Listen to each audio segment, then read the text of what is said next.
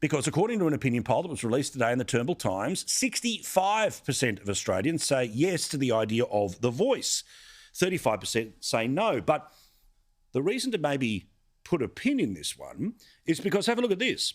Only 34% of Australians say that they know a lot or really anything about the voice. 65% say that they hardly know anything or know nothing about it.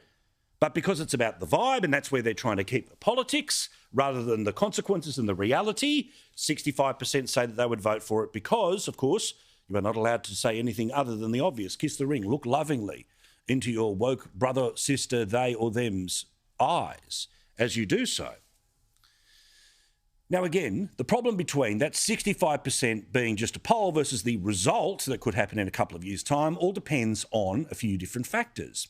Firstly, what it will actually be, what people will be able to interpret it as being, and thirdly, the role of activists. Activists like Black Power-loving Lydia Thorpe, who said today in an interview with the Sydney Morning Herald this: "Treaty will provide the mechanism for us to negotiate on equal terms on how we can live together in the same country and celebrate us as well." So put simply, until you get treaty, the Greens won't support the voice. Remember, without the Greens, without Pocock, without Lambie, nothing can pass the parliament unless, of course, the pressure goes on to the Liberal Party.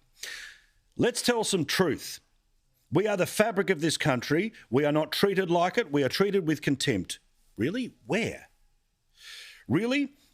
We've got to prove our existence in this country. Really? Where? So truth will help heal. Truth will help unite. Treaty is a mechanism for a negotiation of settlement.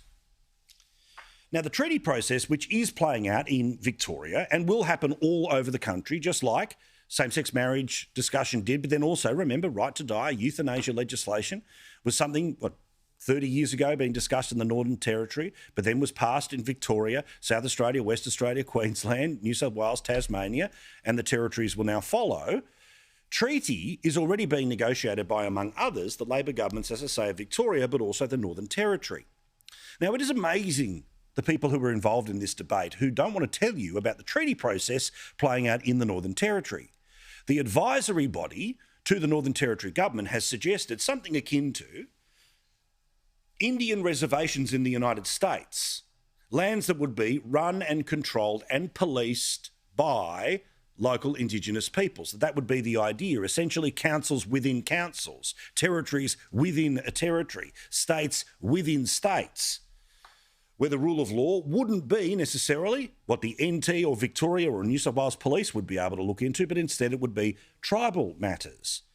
Now, of course, we know that tribal law is very different than white man's law on a whole bunch of things, but particularly things that supposedly our modern community cares about, which is, of course, the treatment of women and children. But shh, don't say it.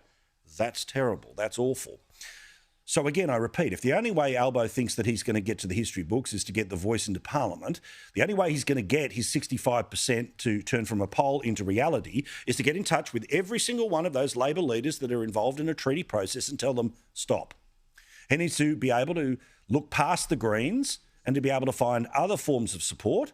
But he won't get that, of course, because he's not interested in negotiating or discussing with anyone other than the activists who were there in the centre of the country just a few weeks ago. Wait, watch this space. But the latest poll says, I said it was 70-30, I was wrong. Apparently 65-35. I look forward to the discussion with Bronwyn Bishop in a moment or two's time. But then again, do we need any of this? Because our reality shows have shown reconciliation has arrived in our times. Just last night on television, as the Block and Masked Singer returned, they all began with a solemn welcome to country.